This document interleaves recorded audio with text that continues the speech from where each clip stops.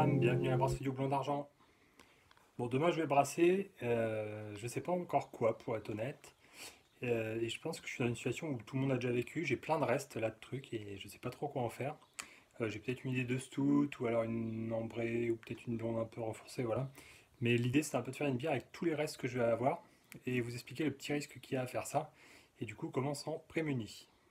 Alors je vais aborder le sujet dans l'ordre de la levure d'abord parce que j'ai des trucs assez improbables qu'il faut que je passe. C'est l'occasion de regarder. Ensuite, je vais aller voir côté des grains, si j'ai des trucs qui répondent à ce que je veux faire.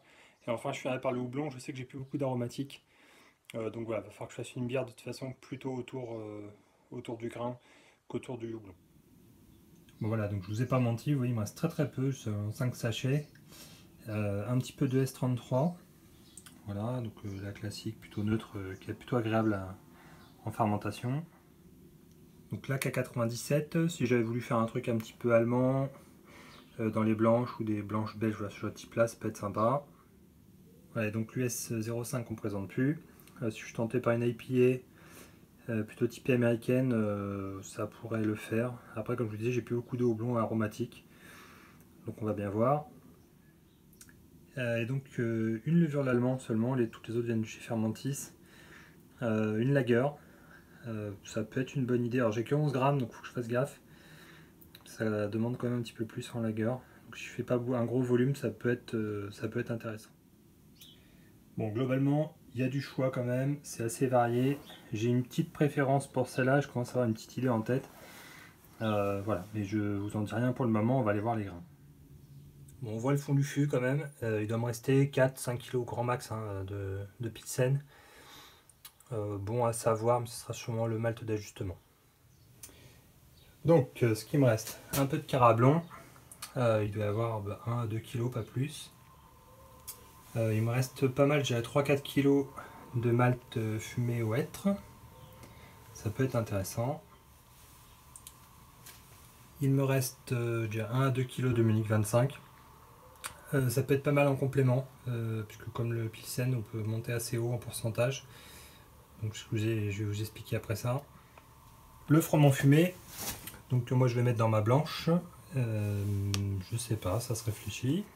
Et du froment blanc classique. Voilà, donc pour mes bières blanches.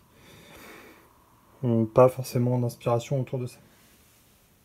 Voilà, donc j'ai ça, du mat de chocolat que j'ai du mal à écouler.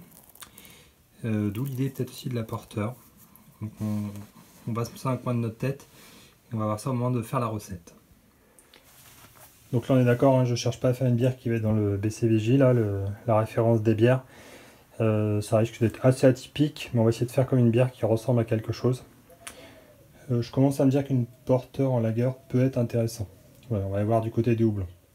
Donc le houblon, c'est encore pire niveau misère, donc un petit peu de Brewer Gold. J'ai l'info, mais là on est sur de l'amertume à 15, ça va tout arracher. Et encore du Brewer Gold, donc là ça va être vite vu, il n'y a que deux choix. Et autant vous dire que ça va être plutôt du Brewer Gold. Bon, je vous propose donc de faire 15 litres de lager, on va essayer de faire ça. Je vais faire de la place dans mon fermenteur puisque celui qui est thermorégulé n'est pas disponible, donc il va falloir faire un petit peu de place. Et en houblon, moi je vais finir ma recette. Ah si, j'ai encore du Magnum un petit peu au congèle, ça peut être une idée. Magnum maison, donc voilà, ça peut être, je sais pas combien il est en alpha, mais ça peut être une bonne idée finalement, encore meilleur que le Brewer Gold. On va voir ça. Donc je vais vous expliquer surtout, faire attention sur les grains, puisque vous avez vu que j'ai beaucoup de maltes spéciaux, on a envie de tout mettre et ce serait vraiment pas une bonne idée. Donc définitivement je vais essayer d'aller sur un semblant de porteur, vu les restes que j'ai. Pour être sûr de ne pas dépasser les seuils recommandés par votre fournisseur, je vous invite à faire un petit tableau comme ça, donc malt, moi je mets les saveurs pour me rappeler.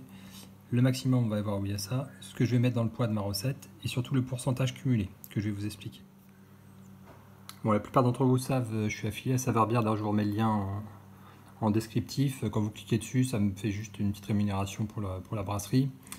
Une fois que ça c'est dit, donc moi je prends sur Saveur Bière principalement pour éviter les frais de livraison.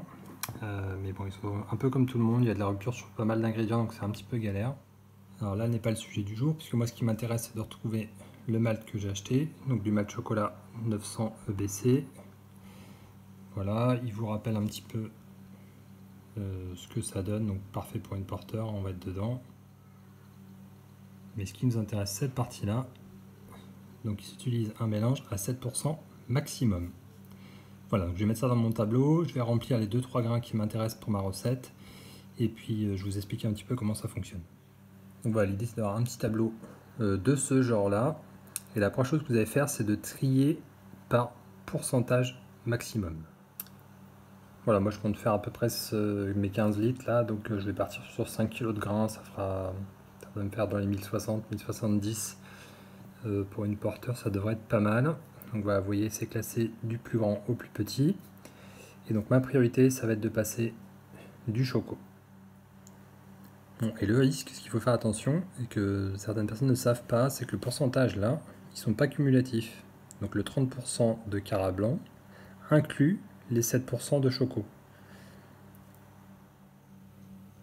Voilà, donc maintenant ce que je vais faire, c'est que je vais faire un petit peu de Littlebox, un petit peu de mon outil Excel, pour essayer d'atteindre une recette qui ressemble le plus possible à une porteur baltique. Donc l'important, ça va être de comparer le maximum ici avec le pourcentage cumulé de la recette. Donc le 5% de malt choco, maximum 7% recommandé, je suis bon. 14% pour le Cara blanc, puisque j'ai le 5% de choco plus ce que j'ai mis en Cara blanc, les 500 grammes. Ça m'amène à 14% pourcentage cumulé. Pour les 30% recommandés, je suis toujours bon, et ainsi de suite. Donc on va aller chercher les 30 débuts, ce sera bien amer, mais c'est un peu ce que je voulais. Pour ça, je vais prendre mon houblon frais maison. Donc j'ai des paquets de 200 grammes, alors c'est du houblon frais, hein, donc moi je multiplie par 4 pour avoir par rapport à du pellet.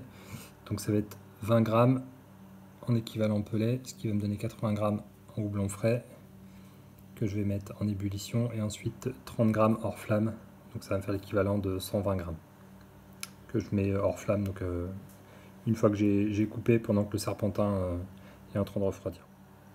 Donc en levure, la Diamond Lager comme promis. Et donc si tout va bien, on aura une bière à 7,5, donc ça va être assez costaud, hein, 7,5. Un IBU à 30 passé, une couleur bien dark, une densité qui va être assez costaud à la fin, donc ça va nous faire comme une bière bien forte en bouche, mais c'est un peu ce que je cherche. Voilà, on se retrouve demain pour brasser ça. Je vous partagerai ce petit fichier, puisque ça peut être pratique hein, pour ne pas dépasser les pourcentages recommandés, et éviter d'avoir des bières qui ressemblent, qui ne font pas de mousse ou ce genre de choses là, c'est toujours un petit peu galère. Si ça peut servir, c'est avec plaisir que je partage. Quand vous cassez votre grain, essayez de toujours commencer par le plus fort. Ça, s'il en reste un petit peu, vous voyez là j'ai fini, mais il en reste quand même. À force ça va se rincer, donc quand j'aurai fini de mettre mon pilsen, ça va être complètement propre. Bon, ça y est, on a une belle mouture. Voilà, le grain noir est plutôt au fond.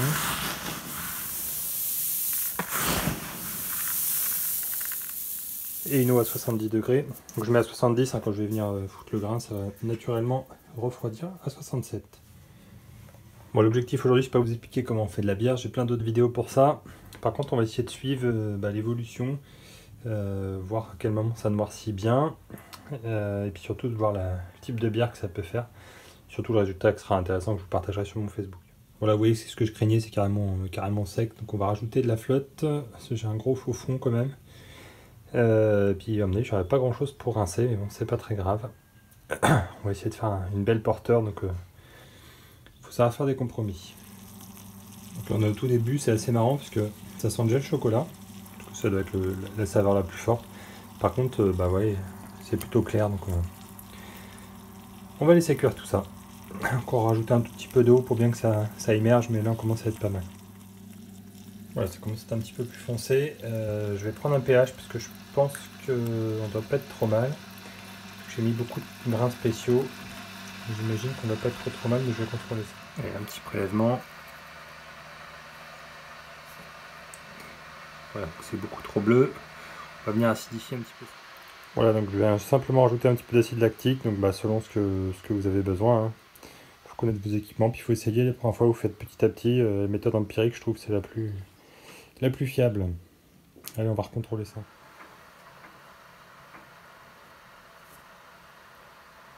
Voilà, ça y est, on est pas mal, on doit être à 5,4 au vu de la couleur. Donc l'intérêt d'aller chercher le bon pH, c'est principalement pour une bonne activité enzymatique, donc ce qui veut dire des meilleurs rendements.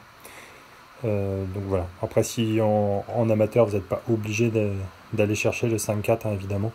ça fera quand même de la bière. Mais si vous voulez des bons rendements, je vous invite à faire ce contrôle, idéalement avec un truc numérique, c'est plus précis que ça quand même.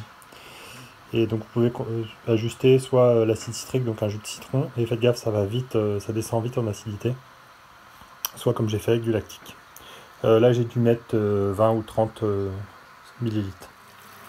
Là, ça commence à prendre des couleurs un peu plus dark, on se rapproche doucement de notre porteur. Alors encore une bonne demi-heure de cuisson, on devrait être pas mal. Voilà, je me suis sorti un petit paquet de houblon maison, 200 grammes, de début septembre. Plutôt très aromatique, et puis pas très fort, ce que je vous disais dans ma recette, en acide alpha. Donc on va prendre 80 grammes pour mettre en ébullition tout à l'heure. Vu que j'ai rajouté pas mal d'eau, c'est possible que ma densité soit plus basse qu'attendue. Je verrai combien j'ai de volume. Ce qu'on fera, c'est qu'on rajoutera sûrement une demi-heure de plus à l'ébullition pour reconcentrer un petit peu tout ça. Donc là, ce que je fais, c'est que j'arrête de remuer. Comme ça éclaircit la bière, vu que le gâteau commence à se faire. Et on gagne du temps pour la filtration de tout à l'heure. Parce que le gâteau va être bien fait. Allez, 5 minutes de mash out et on sera bon. Voilà, on a une belle couleur de porteur. On est là où on voulait. Allez, on est parti pour la filtration.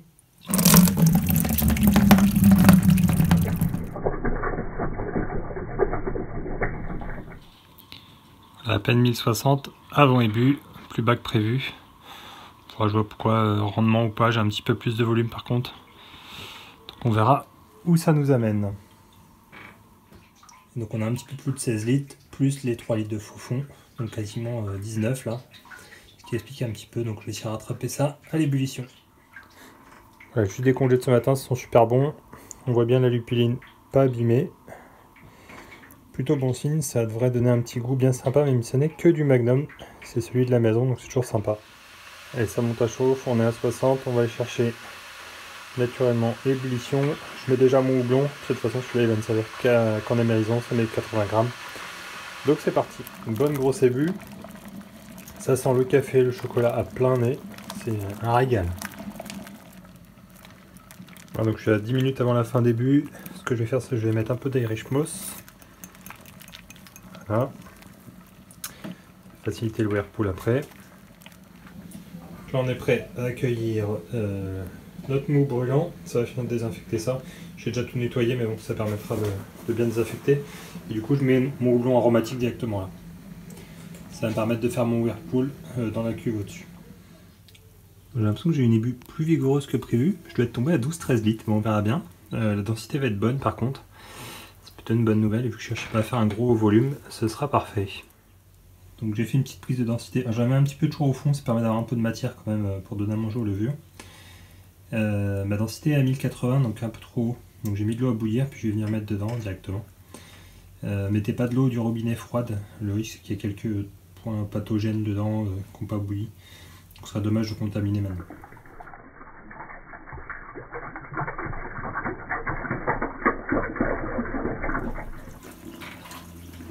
On voit bien la cassure à froid. Ça va rester au fond de la gamelle. Voilà, je suis mis 70, c'est très bien. Un peu plus bas en volume puisque je suis plutôt à 12-13 litres. C'est pas plus mal parce que j'ai pas beaucoup de levure. Ça sera plus simple pour elle. J'ai ensemencé, je dois être à 18 degrés là, donc ça réveille un petit peu tout le monde. Je vais fermer, je vais aller mettre ça très rapidement au frigo pour taper les 12 degrés là dès ce soir je pense. Donc, le buller est en place, hop, la sonde est positionnée, il n'y a plus qu'à régler. Et voilà, c'est fini pour aujourd'hui, j'espère que ça vous a plu, j'espère que vous avez bien compris qu'il ne faut pas jouer avec à dépasser les limites des recommandations de grains. Et le deuxième sujet, vous avez vu comment c'est galère quand c'est des petits volumes, surtout que moi j'ai un faux fond qui est assez important. J'ai galéré à avoir une densité qui tenait la route et un volume qui tient la route. J'ai plutôt joué sur la densité que le volume pour une fois, d'habitude je fais un peu le contraire. Mais là j'aurai vraiment une bière qui se tienne bien, donc j'aurai un peu moins de bière, mais au moins ça va être un truc qui devrait être assez bon. En tout cas ça sentait super bon, je vous souhaite un très bon brassage. Et puis regardez dans vos restes s'il n'y a pas des trucs sympas à faire.